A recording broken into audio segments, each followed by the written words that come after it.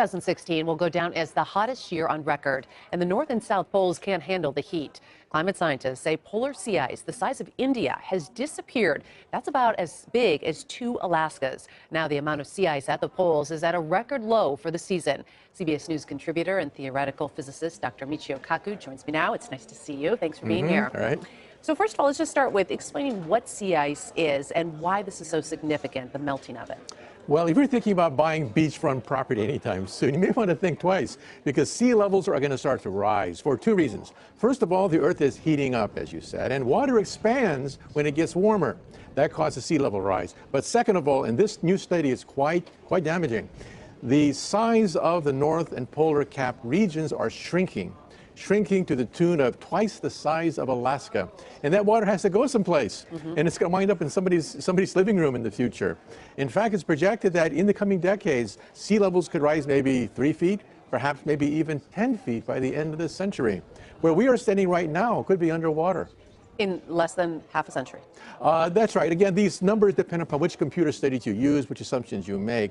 But most of the studies are converging on the fact that A, the Earth is heating up, B, the ice caps are beginning to melt and crack, even the South Pole is beginning to crack, and 3, that means that water's got to go someplace, and it could wind up in someone's living room. Let me read you this statistics. I think this is staggering. The National Snow and Ice Data Center says the amount of sea ice at the poles is almost 1.5 million square miles less than its 1981-2010 average. So did it just melt really quickly in the past few years? Are we just noticing this now? Well, if you take a look at submarines that went to the North Pole 50 years ago, like the Nautilus, and then compare it with the results of today, we find that the ice has actually decreased by 50% in the last 50 years. I mean, think about that. That means that in our lifetime, we're actually seeing the melting of the polar ice region. And by satellites, you can see that in summer times, there is no more North Polar ice caps. Right. And so kids in the future will say that Santa Claus is obviously a myth because there is no North Pole for Santa Claus to live and make all the toys.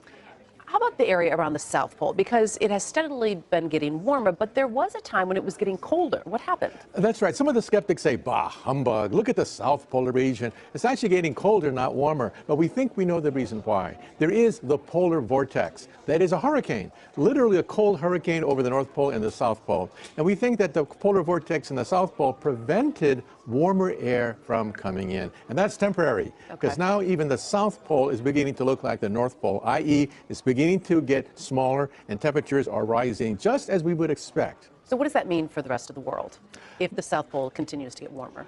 First of all, it means that storms are going to be much more severe. The latest study I saw shows that the ferocity of storms could be 5 times what it has been historically. So think of the worst storm of the past year. The worst storm, multiply that by 5. And that's what winters are going to be like. Second of all, if you're near the oceans, and even though you don't have a hurricane, simple storms and nor'easters could throw water, paralyzing the subway system, paralyzing mass transit. So even if your city is above water, it means that water could definitely overflow into your living room in case there's a very bad storm, which will be more fierce and more common in the future. So the so-called 100-year storms, we're going to see them much more frequently. Is any of this alarming to you or just something that scientists have been warning of for a long time? Well, you know, I used to be a skeptic. I used to say, come on, humbug. The Earth is so big, we're so small. How can humans constantly change the weather? But it's happening now in our lifetimes. All the indicators are pointing up, showing that temperatures are rising, glaciers are receding. Summertime is a week longer than normal. Every farmer knows that. Mosquitoes are going north because of the heating of the planet Earth. So it means that tropical diseases are also going to spread north. All the indicators are going northward. Such and that's why, right? Yeah, that's why I stopped being a skeptic and I began to realize that human activity really is driving this global warming. All right, such staggering statistics, all of it. Thank you so much, Dr. Michio Kaku. Thanks for being here. Appreciate it. What is new with Professor Kaku these days? Well, you know, this past weekend, something happened which really disturbed me, and that is the sun is having this temper tantrum, and it's getting worse and worse. Oh, you know, we had 5 solar flares erupt last week, 2 just in the past weekend. NASA satellites were just overwhelmed by the size of the flare that came out of the sun. Two flares came out of the sun on Friday and Saturday, and we're headed toward the 11-year sunspot cycle maximum now. And the fear is that one of these solar flares could hit the Earth, in which case all hell could break loose. It's just a matter of time, isn't it? It's a matter of time. We've had a big one about 150 years ago in 1859. We had a huge solar flare that hit the Earth. Back then, we only had telegraph wires, but even they were shorted out. And you could read the newspaper in Cuba at night by the light of the northern lights, the aurora borealis, as far south as Cuba. And from that, we physicists can recalculate how big that solar flare of 1859 must have been. If we were hit with another one like that, it would fry our satellites. Communications would go down instantly. Power plants would be shorted out. And in a worst case, remember, this is a worst case scenario now. That's right. We physicists believe that it could be 20 times worse than Hurricane Katrina. Oh, my God. So imagine 20 Hurricane Katrinas ravaging the Earth simultaneously. And you can begin to estimate the kind of damage you can get if there's a direct hit from one of these solar flares. And, we're headed toward the maximum. More and more flares are going off the sun. We had another big one last month, by the way. So far, we've dodged the bullet. So far, we've been able to miss the solar flares. But these solar flares are like bullets. Sunspots are like rifles. Think of rifles shooting bullets into outer space and missing the Earth, because, of course, outer space is quite big. But one of these days, one of these solar flares is going to hit the Earth, like what happened in 1859, and then all hell could break loose. Yeah, if it's the right size and it hits us on a direct angle, or we are in trouble, and we haven't insulated the grid. Everything could go down. I'll tell you what concerns me too, Mitchell, is what happens if the power goes out? What about all our nuke plants? And we won't have the ability to, they will melt down, won't they? Yeah, take a look at what happened in Japan. The backup power generators were in the basement. You can't think of any worse place to put a generator than in the basement of a building. It was flooded almost immediately by the tsunami. And so the reactor almost instantly was dead in the water. They had no power. And because they had no power, there was no safety systems. And then we had three simultaneous core meltdowns in Fukushima, plus the uranium actually liquefied. We've never seen a totally liquefied core before. First time in history. But the Fukushima reactor actually melted totally. And so we could have lots of these around the country if there's a power blackout because of a solar flare.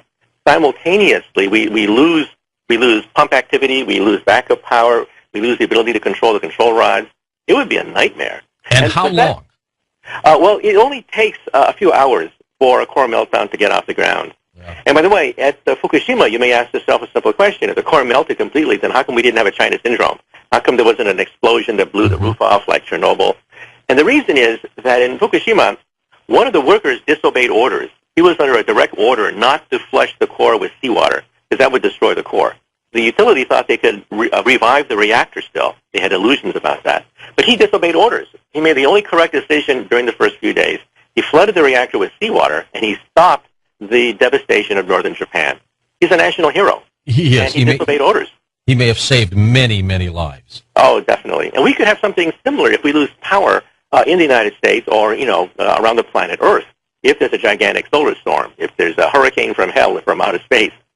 Now, we physicists went to Congress last year, and we asked Congress for a few $100 million, that's chump change, to reinforce our power plants, to build a backup grid, to make our satellites so that we could shut them down in case of a major flare, or maybe even have safety systems on the next generation of satellites. And we got nothing. Congress just laughed at us. But, we're the physicists of this country. We're the American Physical Society. We're the organization of physicists in this country. And we said to Congress that these are rare events, maybe once in 100 years, once in a 200-year event, but it's inevitable. It's inevitable that one of these bullets is going to hit the Earth like what happened 150 years ago. And when that happens, it's going to be worse than Katrina. It's an insurance policy. Why would they not jump all over this? Well, they said things like, times are hard and, the probability of an event is low. But, power blackouts have happened because of sunspot activity. In Quebec, Canada, for example, and in South Africa, certain cities were hit with solar flares, but they were not a direct hit. They were like a grazing blow to the Earth, and we've had power blackouts. Now, see, here's the problem. We're very young in the space age. We've only had experiences with these sunspot cycles for only a few cycles because, Sputnik only went up in 1957. We haven't had experience, but these solar flares have been going on for billions of years. But we never had electricity for billions of years. We've only had electricity for 100 years. And so we have no experience with one of these things. And so it's just like hurricanes. People think that, hurricanes are bad, but they're very rare, so why bother to prepare for them? Then one day it hits you, and then you lose $50 billion like in Hurricane Sandy. Yeah, I think it's foolish that they're not doing this, Mitchell. They should have jumped all over your proposals, and that it should have been implemented right now. We should be building infrastructure right now, insulating the grid, protecting our power plants. It's going to bite us one day. I can feel it. That's right. And, you can imagine the chaos. If all of a sudden we have power blackouts simultaneously across the country, no rescue crews are going to come in from neighboring cities because they, too, will be knocked out. So you're not going to see ambulances and fire trucks from neighboring cities to take care of us in case of a power blackout. And then food is going to rot in refrigerators, as what happened with Hurricane Sandy. It only takes a few days for food to rot. And new food is not going to come in from the outside because there is no outside. And so food riots are going to start in a few days because people realize that there's no food to eat because all the food is rotten because there's no electricity. And so you can imagine the kind of chaos you're going to have. Now, here in the Northeast, we had Hurricane Sandy. But, we got relief from the outside. The rest of the country was not paralyzed. That's right. The airports were up and running in a few days. And so shipments of food, trucks can come in. But can you imagine what happens if there's no outside? That if they, too, are hit simultaneously with one of these solar flares? And, like I said, we're headed for a solar maximum now. In just a few months, we'll hit the peak of this solar cycle. And so the temper tantrums that we had last week will be multiplied in the coming weeks. And there'll be more and more newspaper reports, especially from NASA, monitoring the sun, because we never used to do this before, by the way. We never used to monitor these things.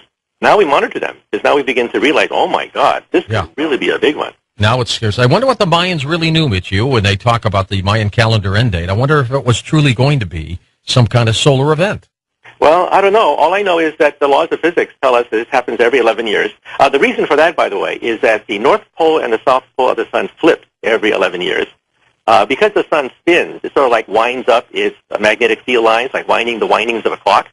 If you wind the windings of a clock too much, it springs open. It pops out at you, right? That's what happens every 11 years.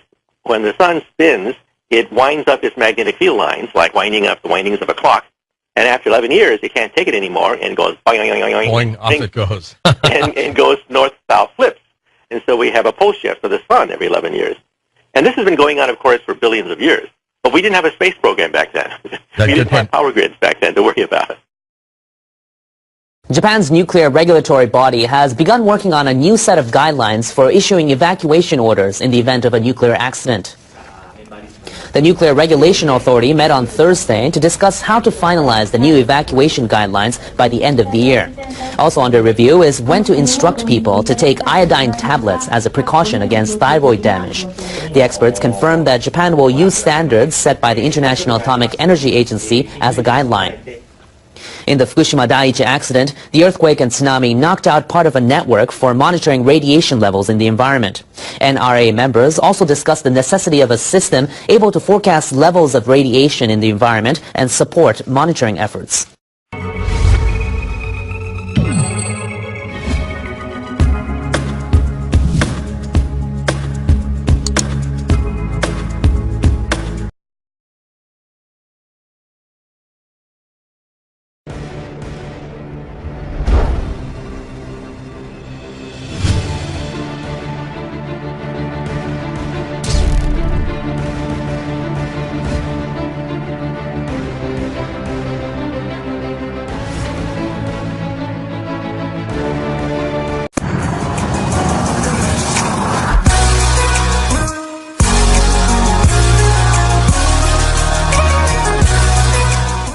Two 2016 will go down as the hottest year on record, and the North and South Poles can't handle the heat. Climate scientists say polar sea ice the size of India has disappeared. That's about as big as 2 Alaskas. Now the amount of sea ice at the poles is at a record low for the season.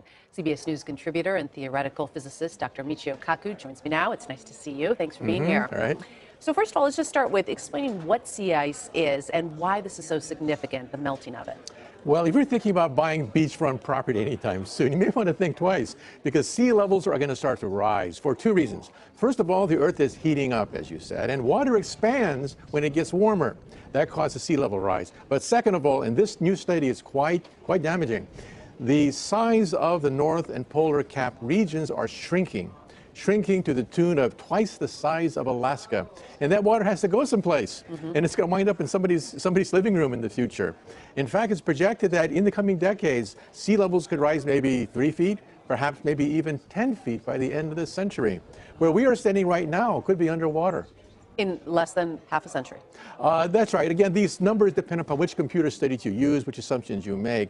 But most of the studies are converging on the fact that A, the Earth is heating up, B, the ice caps are beginning to melt and crack, even the South Pole is beginning to crack, and 3, that means that water's got to go someplace, and it could wind up in someone's living room. Let me read you this statistics. I think this is staggering. The National Snow and Ice Data Center says the amount of sea ice at the